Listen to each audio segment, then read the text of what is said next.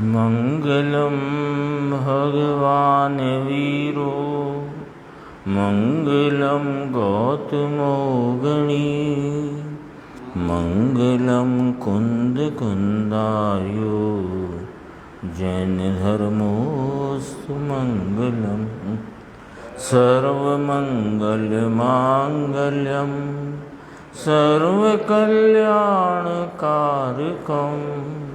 प्रधानं सर्वधर्माणां जैनं जयतु शासनं सहजानंद चैतन्य प्रकाशाय महीयसे नमो अनेकांत विश्रांति महिमने परमात्मने। आचार्य कुंद कुंद देव द्वारा रचित पंचास्तिकाय संग्रह नाम का ग्रंथ है और इसमें बंध तत्व के निरूपण में बंध के बहिरंग और अंतरंग कारण की व्याख्या करते हुए 148वीं गाथा, जिसका थोड़ा सा अंश शेष है, उसकी चर्चा करते हैं। पेज नंबर 30 है इसमें हिंदी में, चौथे भाग का। इससे अपने थोड़ा रिवीजन भी हो जाएगा जो विषय आया था, और योग को जो कि ग्रहण का निमित्त है। परमाणु रजकण जड़ के प्रकृति और प्रदेश रूप होने की योग्यता से आते हैं। उसमें आत्मा के प्रदेश का कंपन जो आत्मा की पर्याय में होता है, वह मात्र ग्रहण का निमित्त कहने में आया है। यानी यहाँ अब पूरी चर्चा होने को है। तब ये गुरुदेव श्री कल अपन पढ़ रहे थे, उसके 3 पैराग्राफ के बाद है। गुरुदेव श्री फरमाते हैं कि जो कर्म में यानी जड़ उद्गल परमाणुओं में कर्म रूप परिणमन होकर प्रकृति प्रदेश का जो बंध भाव है, प्रकृति प्रदेश रूप यानी उसका स्वभाव और उसके परमाणुओं की संख्या, वो होता तो है जड़ पुद्गल की योग्यता से होता है, माने वे आते हैं अपनी योग्यता से। उसमें आत्मा के प्रदेश का कंपन निमित्त कहा गया है, जो कि आत्मा की पर्याय में होता है, और उसको मात्र ग्रहण का निमित्त कहा, बंध का न कहा। बंध का निमित्त तो जीव की परिणति में पर्याय में होते मोह राग देश के चिकनाई वाले विकारी परिणाम हैं, तो उसे बंध का बहिरंग कारण बाह्य निमित्त कहा। योग निमित्तम गहनम शब्द आया था, तो योग को ग्रहण का निमित्त कहा। योग नाम प्रदेशों का कंपन, हाँ है तो बाह्य निमित्त, यानी सारे ग्रहण और उसका अमुक अवधि तक अमुक रस शक्ति से रुकना, इस 4 बात को बंध में समाहित किया। प्रकृति प्रदेश स्थिति अनुभाग, चारों को मिला के कहें तो बंध है, और दरअसल में बंध तो स्थिति और अनुभाग को कहा, और जो प्रकृति प्रदेश है उसे ग्रहण कहा। तो ग्रहण में आत्मा के प्रदेशों का कंपन योग वो निमित्त है, और बंध नाम स्थिति अनुभाग रूप परिणमन में जीव का मोह राग देश विकारी भाव निमित्त है। तो सारे को यदि बंध कहे, यानी अभी 2 हिस्से करो, ग्रहण और स्थिति अनुभाग रूप बंध, 2 हिस्से करो, तो ग्रहण का निमित्त उस परिणाम में होता हुआ आत्म प्रदेशों का कंपन, और उसी परिणाम में होते मोह राग देश के विकारी भाव, वो स्थिति अनुभाग के निमित्त। अब चारों को इकट्ठा कहो, चारों को इकट्ठा देखें, प्रकृति प्रदेश स्थिति अनुभाग, इन 4 को मिलाकर बंध कहें, तो बंध किसका है? कर्म परमाणुओं का कर्म स्कंद प्रदेशों में, कर्म के स्कंद रूप भाव स्थान के प्रदेशों में बंधना। अब उसमें कौन निमित्त? चारों को लें तो उसमें एक निमित्त के 2 भाग किए, परिणाम तो एक है ना, तो एक निमित्त के 2 भाग किए, एक बहिरंग कारण कहा और एक अंतरंग कारण कहा, अथवा एक बहिरंग निमित्त कहा, एक अंतरंग निमित्त कहा। तो आत्म प्रदेशों का कंपन बहिरंग निमित्त कहा और मोह राग देश का विकारी परिणाम अंतरंग निमित्त कहा। ये सारी चर्चा का सार इधर आ गया अपने इस पैराग्राफ में। देखो, हैं तो दोनों बाह्य निमित्त, क्योंकि निमित्त तो बाह्य ही होता है, अंतरंग तो कोई निमित्त होता नहीं। अंतरंग तो उपादान होता है, भिन्न वस्तु है। एक को हाँ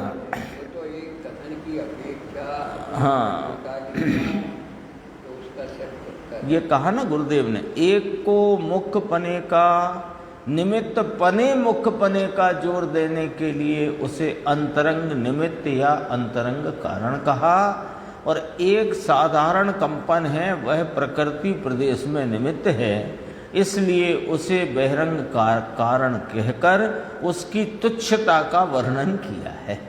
कहो समझ में आया कांजी भाई? समझ में आता है ना? और कोई भी होंगे कांजी नाम के वहाँ, तो उनको याद किया। देखो 31 पेज पे थोड़ा सा है बस, इसके बाद अपन 149 गाथा आएगी। उस परिणाम के काल में, काल एक ही है, परिणाम एक ही है, उसी परिणाम में आत्म प्रदेशों का कंपन, उसी परिणाम में मोह राग देश का विकारी भाव। तो उस परिणाम के काल में जीव का कंपन वर्ते, वह कंपन बंध में निमित्त है, वह बंध रूप तो है, परंतु कंपन है साधारण। अब देखो, वो कोई आत्मा को दुखदायक नहीं है। मोह जो आत्म प्रदेशों में कंपन का परिणमन है, वो कोई दुख देने वाला नहीं है। दुखदायक तो मोहराग देश का विकारी भाव है, क्योंकि उसकी तो जात ही दुख रूप है, दुख के कारण रूप है ना। स्वयं उसकी जाति ही दुख रूपता वाली है और उसमें दुख रूपता का कारण गर्भित है ना। वहाँ आ गया समय सार में, विपरीत है, अशुचि है, दुख रूप है, दुख के कारण है। ये कई सिद्धांत तो बिल्कुल याद रहे ऐसे हैं ये, है ना। देखो, इसलिए उस कंपन को साधारण प्रकृति और प्रदेश में ग्रहण करने का निमित्त कहकर उसे बंध का गौणपना कहने के लिए, प्रकृति प्रदेश में वे बंध के प्रकार तो हैं, लेकिन उन्हें गौणपना कहने के लिए उसकी अधिकता न बतलाकर, उसमें अधिकता नहीं, कोई उसमें विशेषता नहीं, इसलिए प्रदेश का कंपन वह प्रकृति और प्रदेश को निमित्त होता है। प्रकृति प्रदेश कौन की पर्याय है? जड़ की पर्याय, और कंपन यह आत्मा की पर्याय। परंतु वास्तव में तो आत्मा में स्वभाव को भूलकर होता मिथ्यात्व भाव और भूलकर अस्थिरता से होता भाव, राग और द्वेष, पुण्य और पाप दोनों बंध के कारण नए कर्म में जो स्थिति आदि पड़े, स्थिति अनुभाग, उसमें उसे अंतरंग कारण गिनने में आया है। कहो धर्मचंद जी, है ना। ऐसे करके ये गाथा की यहाँ विस्तार स्पष्टीकरण पूर्ण हुआ है। अब 149 गाथा ये बंध तत्व के निरूपण की अंतिम गाथा है, और इसमें भी गंभीर चर्चा है। देखो सूत्र पढ़ते हैं। हे दूचदो बियप्पो अठ बियप्पस कारणम भणिदम तेसिम पीयरगादि तेसिम भावेण भजन्ति प्रकृति प्रदेशादि चतुर्विधि कर्म के कारण कहे, रागादि कारण उन्हें भी रागादि बिन वे ना बने। यहाँ जो है ना, हिंदी जो किया है, ये चदु बियप्पो लिया ना, उसमें मिथ्यात्व, अविरति, प्रमाद और योग, ये 4 लेना है। नीचे अन्वयार्थ में है, देखो। प्रकृति प्रदेश आदि चतुर्विध नहीं लेना, वो 148 में हो गई बात। यहाँ क्या लेना, देखो। बंध हेतु तो आया ना, सूत्र आया मिथ्या तवृत्ति प्रमाद कषाय योग बंध हेतुत्व, तत्वार्थ सूत्र में आया ना सूत्र। तो 5 को 4 भी कहते हैं, प्रमाद कषाय को 1 कर दो तो मिथ्यात्व अविरति कषाय और योग ऐसे भी कह सकते हैं। मिथ्यात्व अविरति प्रमाद और योग ऐसे भी कह सकते हैं, और मिथ्यात्व अविरति प्रमाद कषाय योग ऐसे भी कह सकते हैं। तो 4 जो चतुर्वियप्पो लिया ना सूत्रकार आचार्य भगवान कुंदाचार्य देव ने, हेदु चतुर्वियप्पो 8 वियप्पस्य कारणम भणिदम। भणिदम माने जिनेन्द्र परमात्मा ने कहा है क्या 8 प्रकार के कर्मों के कारण बंध के 8 प्रकार का बंध है ना, कर्म के कितने प्रकार, मूल 8 प्रकार, उन 8 प्रकार के कर्मों का बंध का कारण 4 कहे, मिथ्यात्व अविरति कषाय और योग, ये लेना। अब देखो अन्वयार्थ में आएगा, अभी पहले टीका की प्रथम पंक्ति पढ़ते हैं तो उससे स्पष्टीकरण होगा इसकी उत्थानिका क्या है। यह माने इस सूत्र में मिथ्यात्व आदि द्रव्य पर्यायों को, द्रव्य मिथ्यात्व आदि पुद्गल पर्यायों को भी बंध के बहिरंग कारण पने का प्रकाशन है ना। ये समझना जरा, इसका पहले अपन समझ लें कि है क्या कहना चाह रहे हैं, तो फिर अपने को सारा पढ़ने में उसमें अपने को ख्याल जल्दी आएगा। मिथ्यात्व असंयम कषाय और योग नीचे लिखा है, देखो है ना नीचे की पंक्ति में, ये 4 द्रव्य प्रत्यय जो सूत्र आया ना, मिथ्यात्व अविरति प्रमाद कषाय योग, या प्रमाद कषाय 1 करो तो मिथ्यात्व अविरति कषाय और योग, ये द्रव्य प्रत्यय लेना। द्रव्य प्रत्यय माने पूर्व कर्म का उदय, दर्शन मोहिनी का उदय मिथ्यात्व में लेना है ना, अविरति में चारित्र मोहिनी का उदय, कषाय में भी उसी को लेना, और योग में मन वचन काय के अवलंबन से होते हुए आत्म प्रदेश। तो जो मन वचन काय भी पुद्गल है, तो ये सब द्रव्य प्रत्यय माने पुद्गल प्रत्यय, पुद्गल प्रत्यय, प्रत्यय नाम कारण, प्रत्यय नाम कारण हेतु, तो ये सब पुद्गल हेतु कौन। अब ये पुद्गल हेतु कौन के पूर्व कर्मों का उदय है ना, वो निमित्त है किसमें, नवीन कर्मों के बंध रूप भाव में पूर्व कर्मों का उदय निमित्त कहा इस गाथा में, पर बहिरंग कारण रूप। और रागादि मोह राग देश के जो भाव हैं उन्हें यहाँ नवीन कर्म बंध में अंतरंग हेतु कहा है ना। अब ख्याल में आ गई 148 149 का अंतर ख्याल में आ गया।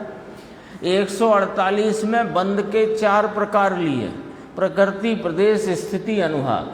तो प्रकृति प्रदेश में योग को निमित्त कहा बहिरंग कारण रूप, और मोह राग देश के चिकनाई वाले भावों को स्थिति अनुभाग का निमित्त कहा अंतरंग निमित्त या अंतरंग कारण रूप। अब यहाँ कहते हैं कि अन्य ग्रंथों में, करणान योग के ग्रंथों में, गौमठ सार आदि में ये बात कही गई है कि जो द्रव्य मिथ्यात्व, द्रव्य अविरति, द्रव्य कषाय, द्रव्य योग, इनको बंध का निमित्त कहा, तो उसे बहिरंग जानना,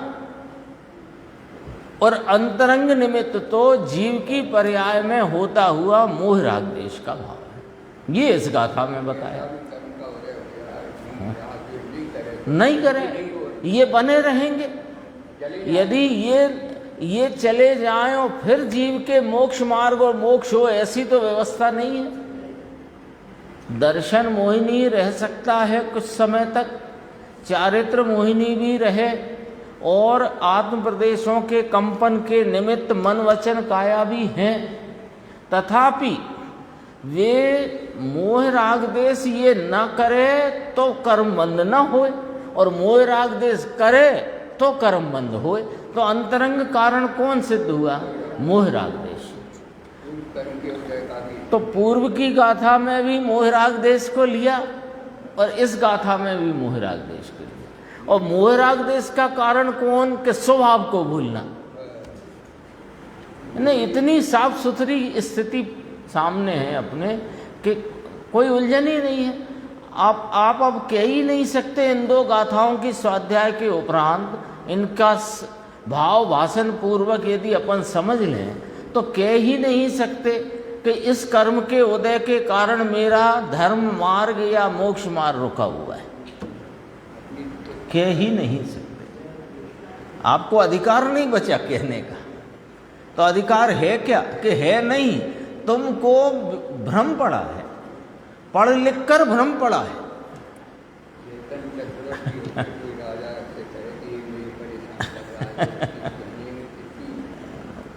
ये आचार्य भगवंतों ने कितनी करुणा करके, देखो इसमें शब्द टीका में आएगा ग्रंथांतर में। ग्रंथांतर में माने अन्य शास्त्रों में कहा गया है, द्रव्य प्रत्यय को नवीन कर्म बंध का हेतु कहा गया है। लेकिन यदि तुम सिर्फ उसी को मान लो तो उनकी उपस्थिति में जब जीव मोह राग देश नहीं करता तो नवीन कर्म बंध होता नहीं, और उनकी उपस्थिति में जब नवीन वो मोह राग देश करता है तो नवीन कर्म बंध होता है। तो अब बताओ कारण किसको कहना? क्योंकि यदि कर्म के उदय में जीव को नए कर्म का बंध हो, वो संतति बिल्कुल नहीं। तो कैसे हुए? कर्म का उदय पहले साफ हुए, फिर इसका मोक्ष मार्ग शुरू हुए। तो ऐसा तो अनादिकाल से अभी तक हुआ नहीं, हो सकता नहीं, वस्तु की व्यवस्था नहीं। फिर क्या है कि बना रहे उद्गल कर्म अपने स्थान पर, है ना, सत्ता में रहे, उदय रूप रहे। उस उदय में जब जीव नहीं जुड़ता, स्वभाव में जुड़ता है तो नवीन कर्म बंध नहीं होता।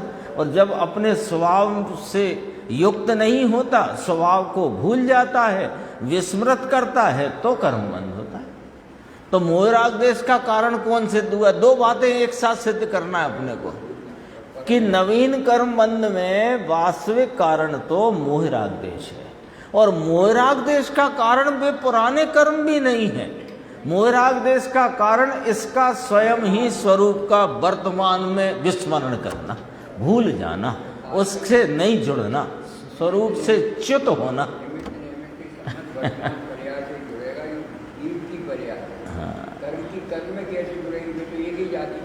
उसे बीच में तो जीव का परिणाम है, ये बात यहाँ सिद्ध करना है। और मोटे तौर पे देखेंगे तो निमित्त निमित्त संबंध है, लेकिन निमित्त निमित्त कैसे घटेगा? ऐसे नहीं घटेगा कि पुराने कर्म के कारण नवीन कर्म बंध है। पुराने कर्म के उदय में जब जीव अपने मोह राग देश रूप भावों से जुड़ता है तो उसके मोह राग देश रूप भावों में पुराने कर्म का उदय निमित्त है, और ये जो मोह राग देश वर्तमान हुआ ये नवीन कर्म बंध में निमित्त है। ऐसे है, अन्यथा इतरे इतराशर दोष आएगा। इसकी चर्चा प्रवचन सार में भी आई है।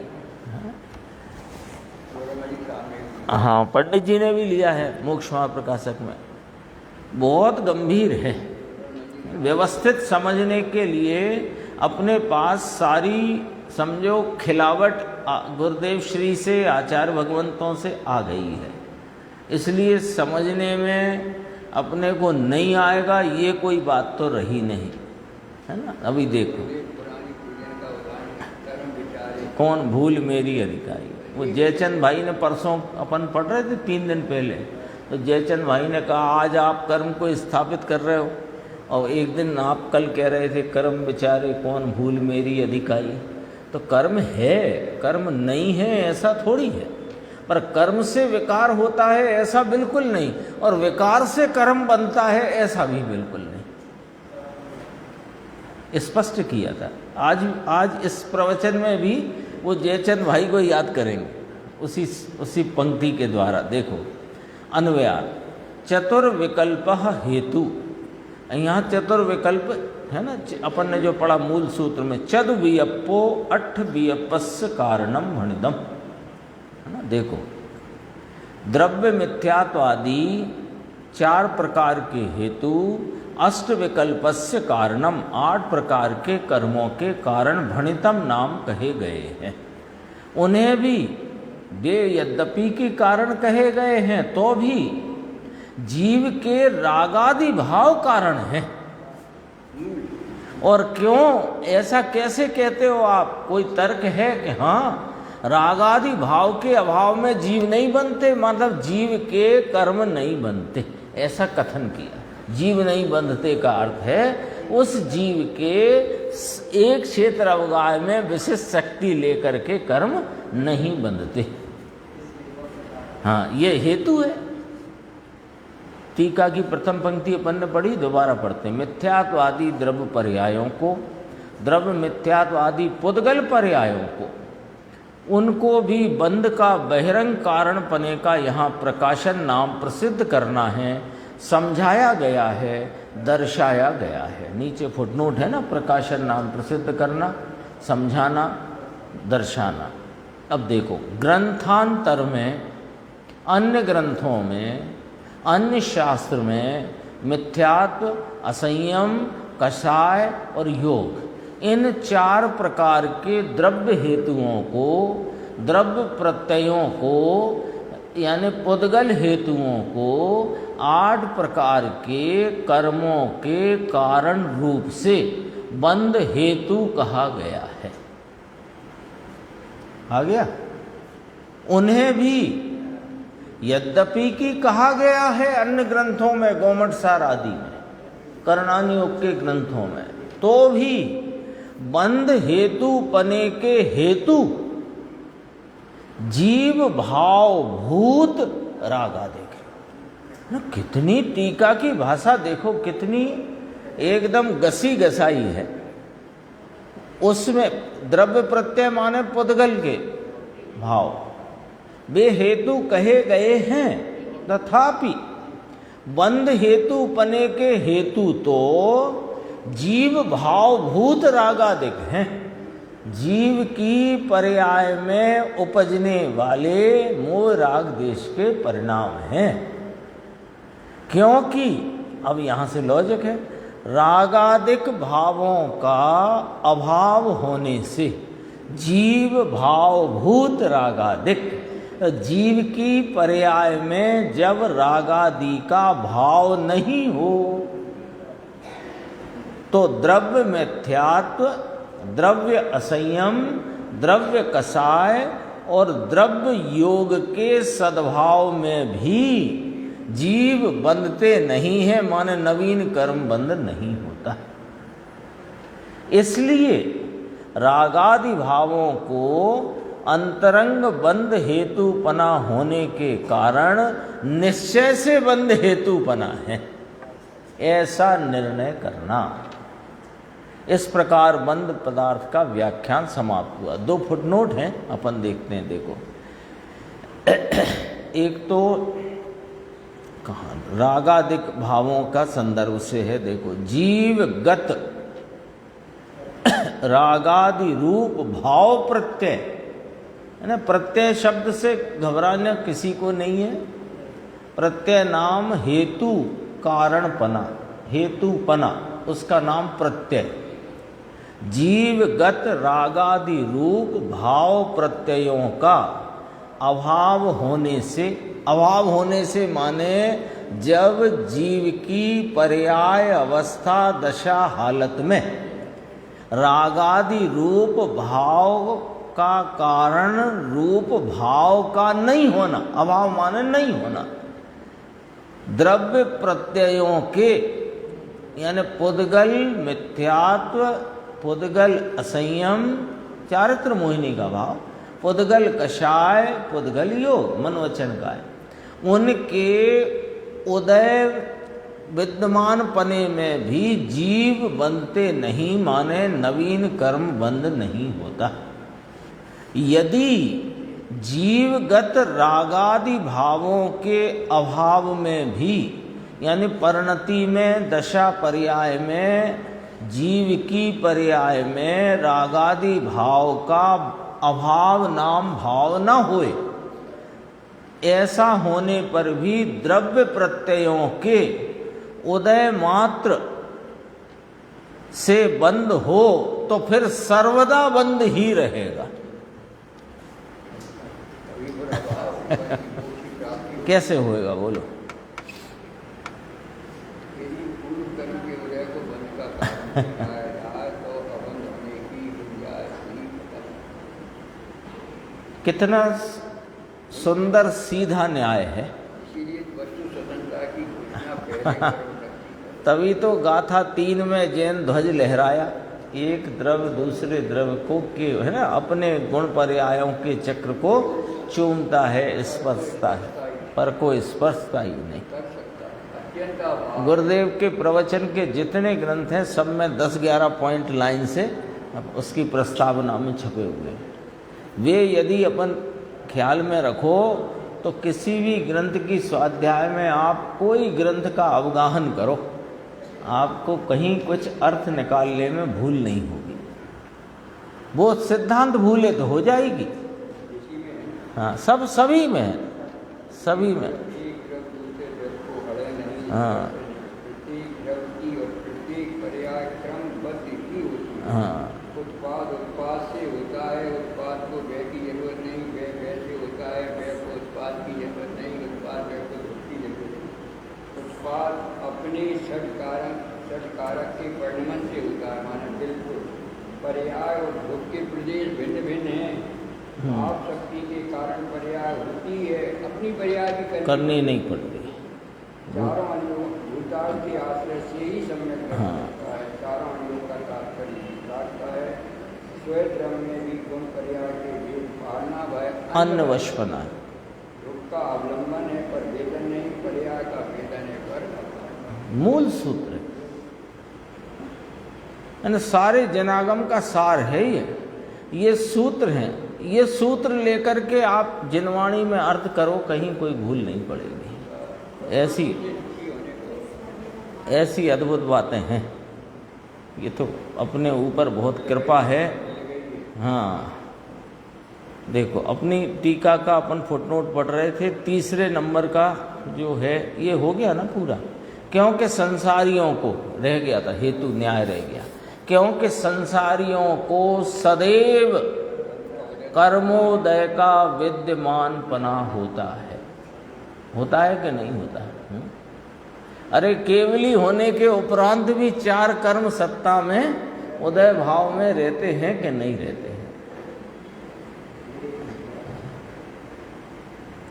फिर तीसरा जो आया शब्द निश्चय से बंध हेतु पना, किसको है कि मोह राग देश के विकारी परिणाम को। तो कहा उदयगत द्रव्य मिथ्यात्व आदि प्रत्ययों की भांति रागादि भाव नवीन कर्म बंध में मात्र बहिरंग निमित्त नहीं है। जैसे द्रव्य मिथ्यात्व आदि हेतु जो कहे है ना, द्रव्य मिथ्यात्व, द्रव्य संयम, द्रव्य कषाय, द्रव्य योग, है ना। इन द्रव्य में सब पुद्गल लगा लो, अजीब लगा लो, तो उनकी भांति जीव भावभूत, ये शब्द आ गया टीका में। ये तो आचार्य अमृतचंद्र देव के तो सच में ऐसे चरणों में गिर पड़ो ऐसे शब्द निकल करके आते। जीव भावभूत है राग आदि। तो आप तो कहते हो समय सार में कि जीव में ऐसी कोई शक्ति नहीं कि राग की उत्पन्न करे। हम स्वभाव की बात करते हैं, और पर्याय में राग है उसको समझो। और वो राग कोई कर्म फर्म ने कराया नहीं, कोई अन्य पदार्थ ने कराया नहीं, वो जीव की पर्याय में हुआ। इसमें आ चुकी बात है ना। राग किसको होता है कि जीव को, कहाँ कि पर्याय में। क्यों कि अपने को भूल गए। कर्म बंध में मात्र बहिरंग निमित्त नहीं, किंतु वे मोह राग देश के विकारी भाव जीव भावभूत कर्म बंध में अंतरंग निमित्त हैं। इसलिए उन्हें निश्चय से, निश्चय का अर्थ यथार्थ पने, वास्तविक पने बंध हेतु का। अब कोई कहेगा कि इसमें निश्चय कहाँ से आ गया? निमित्त तो स्वयं व्यवहार का कथन है कि हाँ उस व्यवहार का निश्चय है ये। समझ में आई बात है ना। ये व्यवहार का निश्चय है, क्योंकि द्रव्य प्रत्यय उनका कारणपना बहिरंग कहकर असली कारणपना इसमें है तो असली निमित्त, वास्तविक निमित्त, यथार्थ निमित्त कहना है तो उसे निश्चय से निमित्त का, नहीं तो कोई तर्क कर सकता है कि निमित्त तो होता ही व्यवहार है, आप उसे निश्चय से कैसे कहते हो? कि उस व्यवहार का निश्चय बता रहे हैं भैया।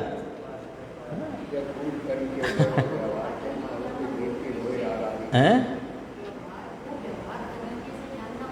हाँ, व्यवहार को व्यवहार तरीके जाने कि ये व्यवहार है, ये भी निश्चय है। और यहाँ जो है व्यवहार में दो हिस्से पड़े, एक द्रव्य प्रत्ययपना, एक भाव प्रत्यय। भाव प्रत्यय को वास्तविक हेतुपना यहाँ प्रकाशित किया गया है, दर्शाया गया है, समझाया गया है ना? हाँ, देखो इसकी टीका है ना, यह इसमें क्या कहा जाता है? उत्थानिका क्या कहते हैं कि मिथ्यात्व आदि द्रव्य पर्यायों को, प्रत्ययों को, अर्थात कि कर्म के जड़पने में जो दर्शन मोह के परमाणु पड़े हैं, चारित्र मोह के परमाणु पड़े हैं, वह कंपन होने में भी जो शरीर आदि के परमाणु की प्रकृति पड़ी है, मन वचन काया है ना, तो उसमें हलन चलन की प्रकृति है ना, उसमें कंपन पने की प्रकृति पड़ी है ना, तो उसके कंपन से आत्म प्रदेशों का कंपन में निमित्त नैमित्तिकपना घटित होता है, उससे आत्म प्रदेश कंपायमान होते हैं, ये नहीं कहना है, क्योंकि एक द्रव्य दूसरे द्रव्य का कुछ करता नहीं। लेकिन मन वचन काया ये सब पौद्गलिक रचना है, तो पौद्गलिक होने से इनमें हलन चलन का जो क्रियावती शक्ति है कि नहीं उनमें, तो उनके हलन चलन के निमित्त से आत्म प्रदेशों में कंपन होता है, तो प्रत्यय वो निमित्त कहलाए। तो ये यहाँ लिया, कंपन होने में भी जो शरीर आदि के परमाणु की प्रकृति पड़ी है, वह द्रव्य मिथ्यात्व आदि, द्रव्य मिथ्यात्व माने पुद्गल मिथ्यात्व, पुद्गल असंयम, पुद्गल कषाय, पुद्गल योग, उनको भी बंध के बहिरंग कारण पने का प्रकाशन है। समझ में आया कि नहीं आया पूछ रहे हैं।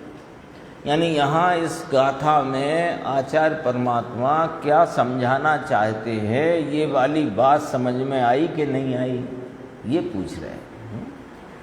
मिथ्यात्व आदि द्रव्य प्रत्यय अर्थात जड़ पुद्गल वह नए बंध में बहिरंग कारण है। कौन कौन है बहिरंग कारण? कि वह जड़ जड़ दो बार बोला है ना, अच्छे से समझना, इसलिए अच्छे से समझना है ना, गफलत नहीं रखना कोई प्रकार की, क्योंकि ये अनादि की जो मिथ्यात्व रूप भ्रांति है ना, इसका ही नाम गफलत है, गफलत का ही नाम मिथ्यात्व है। तो वस्तु का, आत्म अनात्म पदार्थों का, स्वयं पर पदार्थों का, चेतन अचेतन का यथार्थ निर्णय करना है। यथार्थ निर्णय होगा तो गफलत दूर होगी, और गफलत दूर होगी, भ्रांति दूर होगी, तो मिथ्यात्व टलकर सम्यक्त की उदय होकर मोक्ष मार्ग में प्रारंभ होगा। अपने का प्रयोजन नहीं भूलना है ना, यहाँ कोई बंध का हिसाब किताब लगाने थोड़ी बैठे हैं। यहाँ तो मूल प्रयोजन तो अपने स्वरूप की पर्याय में प्राप्ति पूर्वक स्वरूप आराधना के द्वारा पूर्णता की प्राप्ति करना हमारा प्रयोजन है। तो उसमें आत्म अनात्म तत्व, चेतन अचेतन तत्व, स्वयं पर पदार्थों का बराबर यथार्थ निर्णय होना चाहिए। इसलिए ये चर्चा है। यहाँ कोई बंद सिखाने नहीं बैठे और बंद सीखने भी नहीं आए हम लोग, है ना। जिससे छूटना है उसे क्या सीखना, लेकिन बंधे किस प्रकार हैं, क्या गड़बड़ हो रही है, हम क्या समझ रहे हैं, हमारी भूल कहाँ है, ये समझने के लिए आए। इसलिए गुरुदेव कहते हैं कौन कौन की बात चलती है। जड़ जड़ दर्शन मोह की प्रकृति है, चारित्र मोह की प्रकृति है, 8 कर्म हैं, 8 कर्म का उदय नए कर्म बंधन में। जैसे वहाँ 148 नंबर की गाथा में योग को बाह्य कारण कहा था, उसी प्रकार पूर्व कर्म के उदय को यहाँ बाह्य कारण निरूपित किया गया है।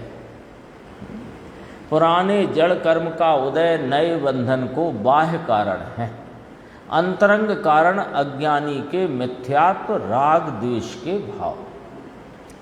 कैसे होते हैं कि अज्ञानी आत्मा को भूलकर मिथ्यात्व और राग द्वेष करे तो उस बंध में वे बाह्य कारण होते हैं। कौन?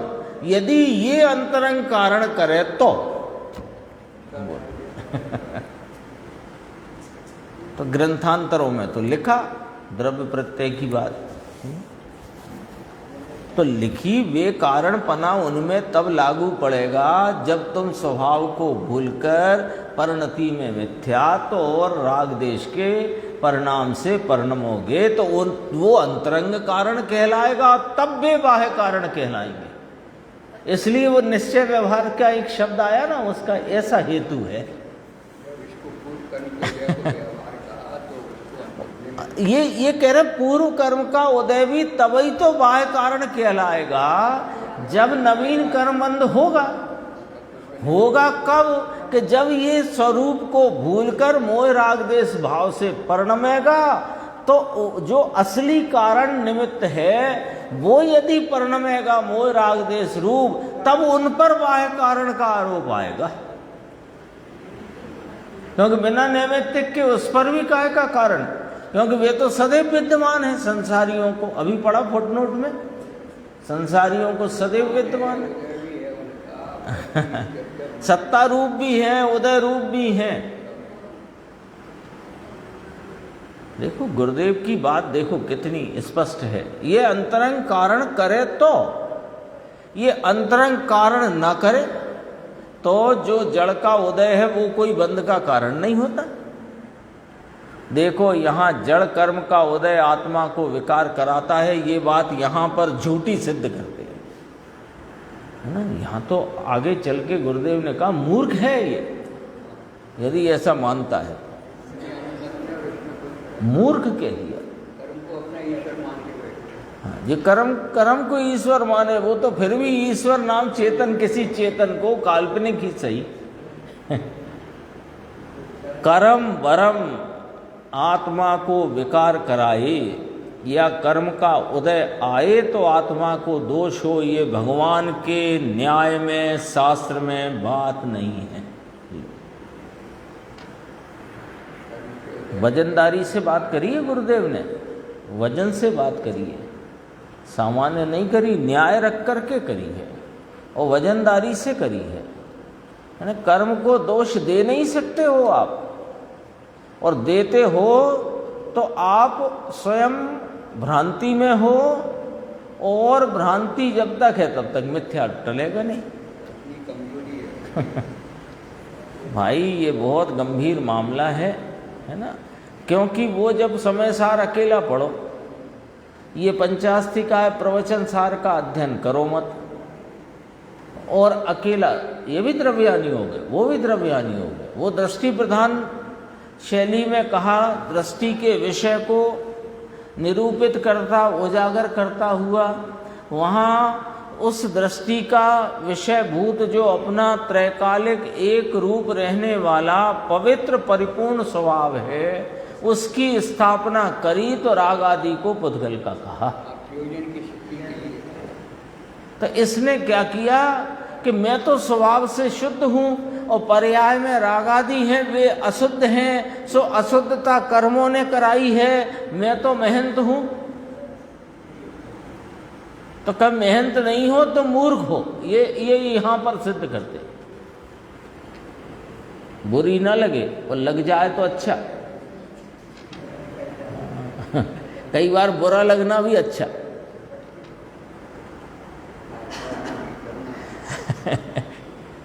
ये भगवान के देखो ये लाइन याद कर लो, कर्म वर्म आत्मा को विकार कराए या कर्म का उदय आए तो आत्मा कोई पर्याय में दोष होए, यह भगवान के न्याय में शास्त्र में बात नहीं है।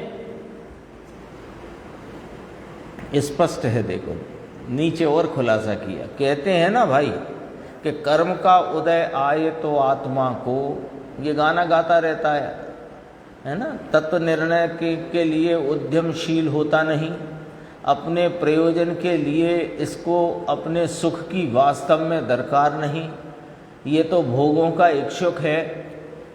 कैसे कहते हो आप भोगों का इच्छुक है? कि नरक त्रियंच गति से बचना चाहता है, अर्थात दूसरे शब्दों में या अप्रत्यक्ष रूप से ये स्वर्ग और मनुष्य में भी निरोगता और संपन्नता चाहता है। हाँ, इसका प्रयोजन ही गलत है, इसका टारगेट गलत है, इसका लक्ष्य ही त्रुटिपूर्ण है, लक्ष्य ही दोष रूप है। और फिर बहानेबाजी, दर्शन मोह का उदय चल रहा है तो मिथ्या तो चल रहा है। अरे मिथ्या तो तेरी भ्रांति से चल रहा है, दर्शन मोह का उदय दर्शन मोह में चल रहा है। तेरे जब भ्रांति तेरी भूल से, तेरी भ्रांति तेरे स्वरूप को नहीं जानने से खड़ी है तो वहां वह निमित्त कहने में आया है, उससे नहीं हुआ है। इसीलिए ऊपर की लाइन पढ़ के आए अपन 2 बार, जिससे चित्त में वह स्मृति में रहे। कर्म का उदय आए, दर्शन मोह का उदय हो तो मिथ्यात्व करना पड़े, यह यहाँ कहते हैं खोटी बात है, कहते हैं झूठी बात है। तुझे जड़ और चैतन्य का भान ही नहीं है, तुझे पता ही नहीं है कि मेरा क्या स्वरूप है। जैसे सिद्ध विराजते हैं प्रकट पर्याय में, ऐसा मैं अभी के अभी स्वरूप से विराजता हूँ। पर्याय में मेरे दोष है, मलिनता है, अल्पता है, अपूर्णता है, ये तेरे को ख्याल में ही नहीं। वो अपूर्णता को देख देख कर उसका सारा दोष कर्म के माथे करता है और खुद महंत बना रहना चाहते हैं। नहीं चलेगा, नहीं चलेगा, ये जैन शासन के न्याय में नहीं चलेगा। देखो, वह जड़ की पर्याय पाक में आए तो चैतन्य को मिथ्यात्व की विकारी पर्याय करना पड़े, ऐसा है ही नहीं। कहते हैं ना, अभी तो दर्शन मोह तीव्र है, हम क्या करें? अरे वो तीव्र हो के मंद हो, उससे तेरे क्या? तेरी समझ में तेरा द्रव्य पर्याय स्वरूप ख्याल में आया कि नहीं, कि मैं द्रव्य स्वभाव से क्या हूं, पर्याय में क्या भूल है, ये तुमने ख्याल में तो लिया नहीं। और पर्याय को गौण करके और दोषों को लक्ष्य से छोड़कर निर्दोष स्वभाव की तरफ देखा नहीं, और कहते हो कि दर्शन मोह तीव्र है। वो तीव्र ही रहेगा। क्यों तीव्र रहेगा? कि वो निमित्त तभी तो कहलाएगा जब वो अनुकूल होगा तेरे इस भ्रांति की बात में, भ्रांति के मोह में, पर की सावधानी में, मिथ्यात्व में, अज्ञान में। जब तेरा अज्ञान चल रहा है, उस पर अनुकूल पने का आरोप है, तो अनुकूल तो तभी कहलाएगा वो तीव्र, जब तेरे भी तो यहाँ अज्ञान तीव्र चल रहा है।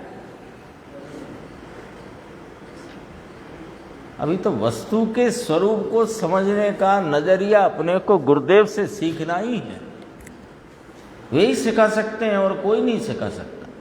देखो, कोई द्रव्य किसी द्रव्य का स्वामी नहीं है। अभी अपन 10 पॉइंट पढ़े ना, वह स्वतंत्र है।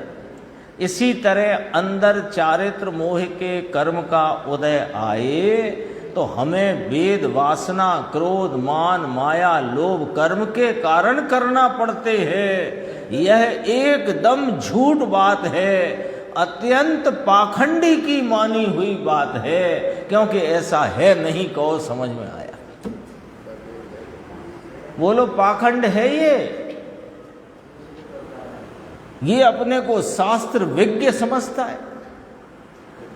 हम संस्कृत के, प्राकृत के, भाषा के, व्याकरण के जानकार हैं। हमने गोमट सार आदि अनेक सिद्धांत ग्रंथों का पठन पाठन किया है, हमें सब पता है। तुम्हें अभी पता ही नहीं है, तुम्हें पता नहीं है।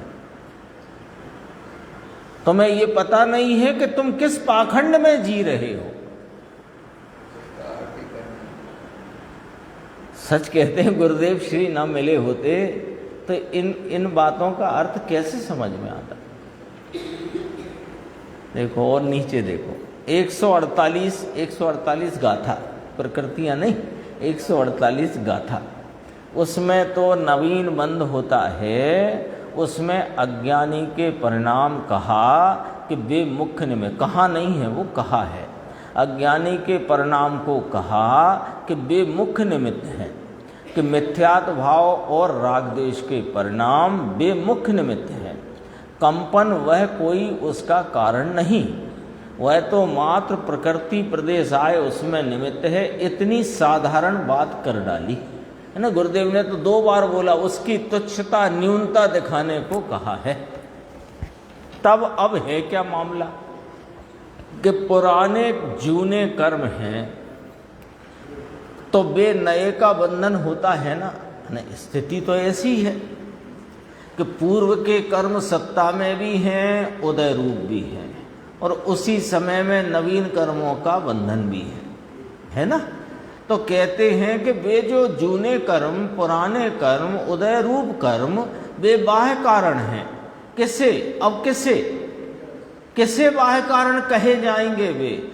कि जो अंदर आत्मा को भूलकर मिथ्यात्व और राग द्वेष भाव करे तो उस नए बंधन में वास्तविक कारण अज्ञानी के भाव हैं, तब उसे पुराने कर्म निमित्त रूप से कहे जाते हैं। बोलो समझ में आई कि नहीं आई बात? सरल तो है, कठिन नहीं है, लेकिन जिस लाइन से गुरुदेव श्री समझाते हैं वो लाइन समझ में आई तो पूरी बात समझ में आएगी, नहीं तो कुछ समझ में नहीं आएगा। लाइन कौन सी पकड़ना पड़ेगी? पिताजी की उंगली पकड़ना पड़ेगी, तब मेला देख सकते हो। हाँ देखो, बाह्य कारण कब कहें? कि जब असली कारण जिसको कहा जाता है, यानी कि स्वभाव को भूलने से परिणति में उपजता हुआ मोह राग देश का विकारी भाव, वो कारण होए तो वो निमित्त होए, यहाँ नवीन कर्म बंधन नैमित्तिक होए, तो उस नवीन कर्म बंध के नैमित्तिक में निमित्त कहलाएगा वास्तव में जीव का स्वभाव के भूलने से उपजा हुआ मोह राग देश का भाव। जब ये निमित्त कहलाएगा तब वे द्रव्य प्रत्यय नाम पुराने कर्म का उदय बाह्य निमित्त, बाह्य प्रत्यय, बाह्य कारण, बाह्य हेतु कहलाएगा। नहीं तो वो बाह्य हेतु भी नहीं कहलाएगा। बोलो ना, पांडवों की तो सबको कथा मालूम है। तो पांचों को लगभग एक सरखा कर्म उदय में आया, अपने मोटे तौर पे, वैसे तो अलग अलग होता है, और मोटे तौर पे एक सरखा उदय में आया, और 3 तो बिल्कुल ही नहीं जुड़े उससे। तो नया कर्म बंध हुआ नहीं। तो नया कर्म बंध नहीं हुआ तो वो पुराना कर्म निमित्त कहलाएगा क्या? आप बताओ। पुराना कर्म तो आया था ना उदय में, वो निमित्त कहलाएगा क्या? अरे वो तो निर्जरित हो गया, उदय रूपता से निर्जरित हो गया, वो तो निर्जरित हो गया। और निर्जरित होकर और शीघ्र ही सर्व की निर्जरा होकर उन्होंने सिद्ध अवस्था को प्राप्त किया, और 2 जुड़ गए तो वो पूर्व का उदय भी बाह्य कारण कहलाया। अभी जितना जुड़ा भले अस्थिरता का था, मिथ्यात्व सहित का नहीं था, पर अस्थिरता का जितना जुड़ान था उतने जुड़ान से नवीन कर्म बंध हुआ कि नहीं हुआ? नवीन कर्म बंध हुआ, सर्वार्थ सिद्धि की 33 सागर की आयु का बंध हुआ। तो उस आयु के बंध रूप कार्य में निमित्त कहलाया उनका वो वाला भाव के लेव साधर्मियों को खलल पड़ता होगा। ये वाला भाव उसमें निमित्त कहलाया, राग का भाव है ना ये तो ये निमित्त कहलाया, तब पूर्व कर्म का उदय बाह्य कारण रूप कहलाएगा, नहीं तो कैसे कहला? 3 को तो नहीं कहलाएगा। ये यहां पर समझाना चाहते हैं गुरुदेव। देखो, आत्मा विकार न करे और आत्मा के स्वभाव सन्मुख देखकर आत्मा का श्रद्धा ज्ञान चारित्र करे, तो कर्म का उदय हो वो अपने आप खिर जाता है। अभी अपन ने पांडव के संदर्भ से वो बात समझी ना, बाह्य कारण भी नए को बंद में कारण पने को प्राप्त नहीं होता। यहाँ तक अपनी चर्चा आई और चर्चा इसकी चलेगी अपन आगे की स्वाध्याय।